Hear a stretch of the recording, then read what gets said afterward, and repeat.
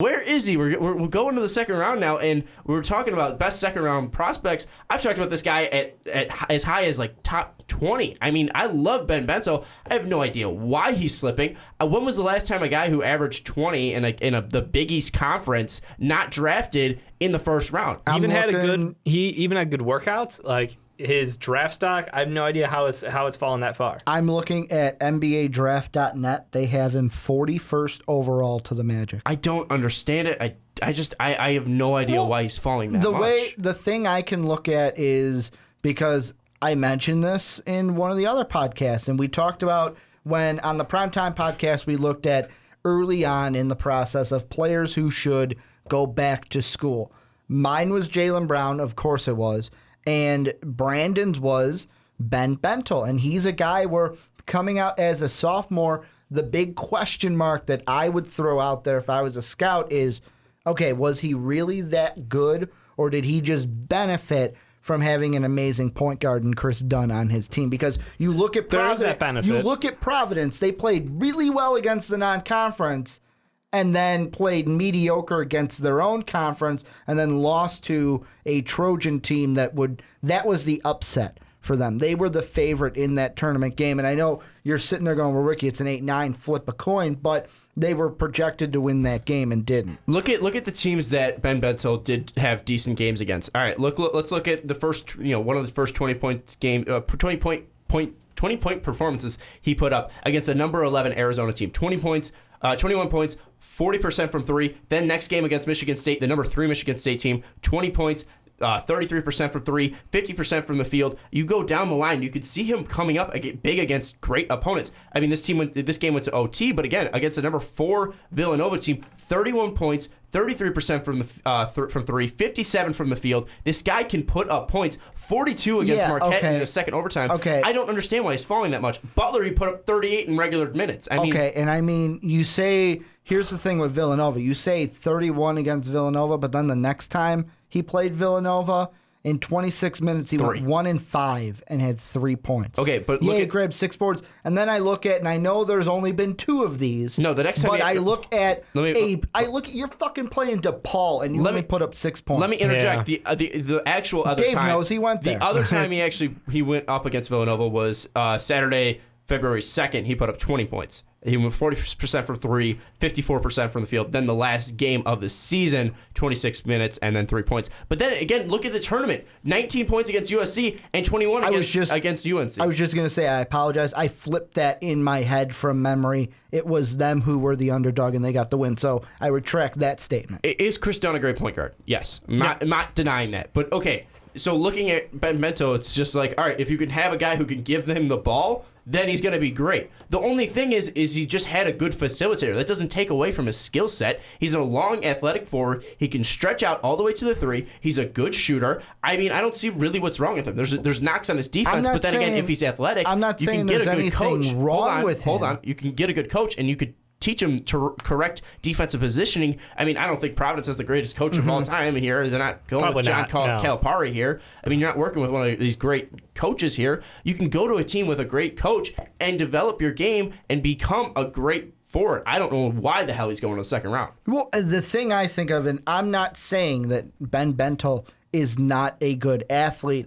I'm sitting here saying he could have been a prospect where, you know what, I'm going to go back to school a year. I'm going to prove. Oh, my God. That's not the answer to every single question. No, it's not the answer. Am I saying that about every prospect? But I'm just sick of hearing it already. I've said it about Jaylen Brown, and then I could see it with Bentil. Just to go back to college and say, you know what?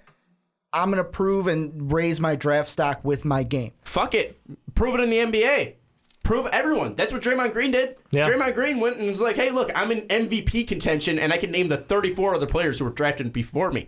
And also he's not salty at all. And also with Jaylen Brown, I'm not going to bash this kid for not going back to college, because he's going to be going top 10. 5, Yeah, probably. top 10, top 5. Well, I'm not and making a bashing ton him. of money. I'm just saying, Yeah. in my opinion, that's what I would do. See, I Your look opinion at a guy, is flawed because who's going to pass up on millions and millions and millions of dollars? Yeah, and plus if to you go get back injured- to college for 1 year where you can risk the injury, where anything can happen, you don't know, all that money is just flushed away. Look at Karis LeVert, a second-round draft prospect. He's all the way down there just because of consistent injuries there. I look at Ben Bentil. He's taking his chances because what if he thinks he's going to get injured? He's not going to. He scored 20 points in the Big East. This guy put up consistent numbers. I look at Ben Bentil. Whoever drafts him is a goddamn steal.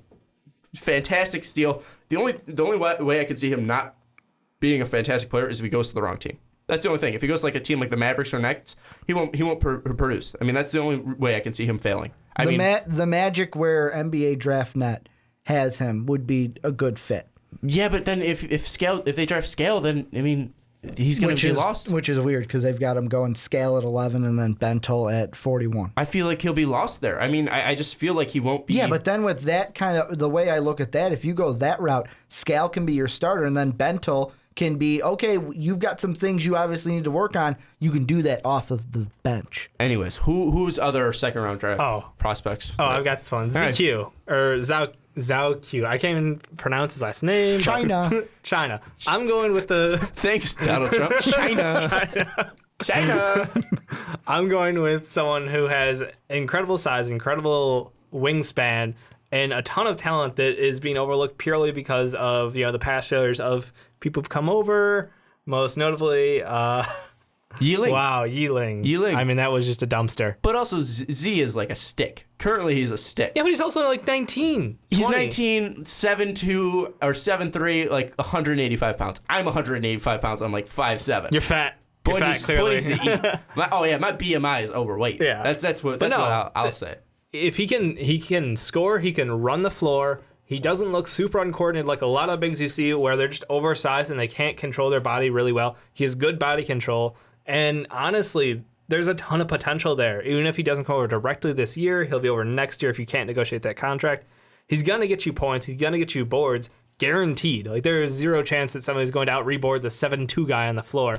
There's instant value there, and there's somebody so young who you're going to get some years of production out of him before you run to those concerns with his size. This might be pretty obvious, but I mean, I think the best team for Q is probably the Rockets? Warriors. What? Oh, the Warriors. I was going Rockets. I was saying the Warriors just because, I mean, all right, it's a young guy who can stretch the floor. He's a center.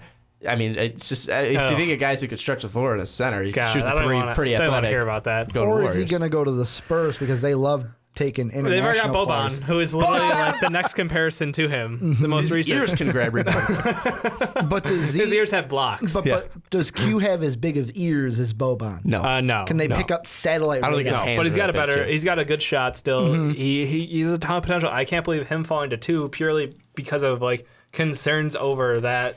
No, this guy is going to be a steal if you get him in the second round. I think the Rockets, a lot of teams are projecting him to the Rockets who are like, oh, well, the Rockets need a big. They've got Hakeem. He can train him up. And everybody, we wish how that worked out for Dwight. But look, this is a young guy who's willing to learn. There's a ton of potential. This guy could be an absolute steal. Another thing with him, though, might be injury concerns, too, just because he is so small and his height. So, I mean, a little questionable. That might be a reason why he did fall the second round. Ricky, who's your top prospect? I've got 3. I've got 3. Of course he does. But they're all from the same position. Okay. First, Isaiah Whitehead, Seton Hall. I just love what this kid was able to do in his conference tournament in the Big East, and then I know they lost to Gonzaga, but he still played well in the tournament. And then the other 2, Gary Payton, the second, the glove son, and then homegrown talent right here from Chicago, Tyler Ulis. I want to throw Tyler Ulis isn't a second round draft pick. Yeah, he is on NBA Draft Net. They have him as a second round. We're going off Chad Ford. Tyler Ulis isn't a second round draft pick. He could fall. No. Some could argue that he could fall. Boy is not a top. That he is going in the first round no matter what. Well, that's an argument. Like, I don't know. Bring if he your is. case. Bring my case. Yeah, Have you bring seen your him play? case. Yeah, he's undersized, but look at his leadership. And we're talking about leadership. Look at him lead a team. A 5'7" guard who's probably been told he's not going to be able to make the pros because of his size, coming out and being the SEC Player of the Year, coming out in the tournament and being the leader for that Kentucky team. And looking at his performance, it was a gutsy performance in both the SEC tournament and the NCAA tournament. Tyler Ulis was a team leader. He's a great shooter. He's a great. He's able to create his own shot. He's a great passer. He's going to be in that 20 through 30 bracket. Yeah, I think he'll fall. I think he'll fall out of the top 20. But I mean, him falling, he's one of the top point guards that we didn't even talk about. I forgot about him. And I just want to bring up, I'm not saying that he should be a second round talent. I'm just looking at here, go there, and I look at second round, and I go, oh, I could see it because he is the only big knock I see against him is he's undersized. That's it. I say that, and then go look at whatever draft Isaiah Thomas was taken at number 60. Same thing. But I want to bring up two guys that the only reason I'm bringing them up for you, Sean, is because we've gotten comments about them, and I want to hear what you have to say about them. Boss. One is Kansas's Perry Ellis, and then another one is Baylor's Teron Prince, who I believe was in the last mock draft video. We got a comment about Teron Prince. Well, I mean, I look at Prince, and Prince just seems not. I mean, there's nothing that wows me. I mean, I look at Taurean Prince, and there's nothing that really jumps off the page. I mean, I think he was a decent 3-point shooter. I think he was above 40% from three. But I mean, I look at him, and people are saying he's a potential stretch four for the Pacers. I mean, I look at him, and I don't really see the physical tools. I don't really see anything that really wows me. He didn't even shoot 40% from three. He was shooting 36%. I just feel like he'll get lost. I feel like he doesn't have the athleticism to stay up with people. I look at him and I feel like he's a role player. I feel like he's he's overvalued. There's no value. I'm sorry, there's not the value there to take him in the first round. I feel he's a second round, and even at that, I just don't see him panning out. He doesn't do anything. He doesn't stand out in enough areas to actually grab attention. Like you said, he's okay. He's an okay player. But he's not going to go out there and change your franchise. He's not going to go out there and role player is like, that's what he can hope to be. Yeah, I agree 100%. I have a feeling he's going to be in the D League. Yeah, I think he'll be D League. I mean, looking at him, he's not that fast. He's not that strong. I don't like him. I think he's just really poor. I mean, looking at his combine, nothing impressed me there. I mean, he's not big enough for the three, or he is. I mean, he's big enough for the three, but I feel like he'll just be bullied. I mean, if he's is this just a question purely based off of like he was in the 2K draft, so you want to know if he's like worthy of being drafted? He was decent at Baylor, and Baylor was a good team this year, so I think it's basically mainly that. And then Perry Ellis. I mean, Perry Ellis is scrappy.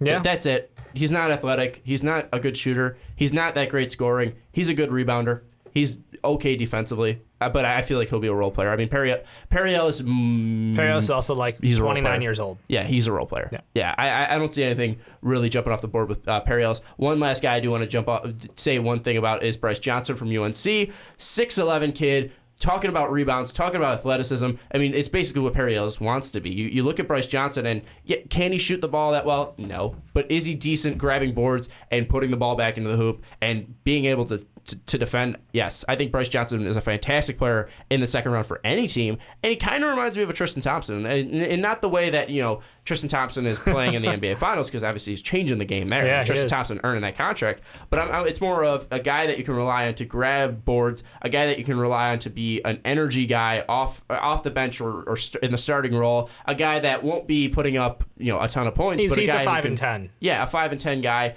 I feel like he'll be a very essential role player to a championship team. I feel like he can be that kind of player. There's definitely some value out of him that you can get off the bench. I think the big concerns with him is just athleticism, to be honest with you. I think that's my big question with him. I don't know if he's going to be able to keep up a lot of the time with these fast-running offenses. If you get on a breakaway, is he going to be lagging behind everybody? I don't know. But for a couple of minutes, short here, he'll be able to make an impact. Yeah,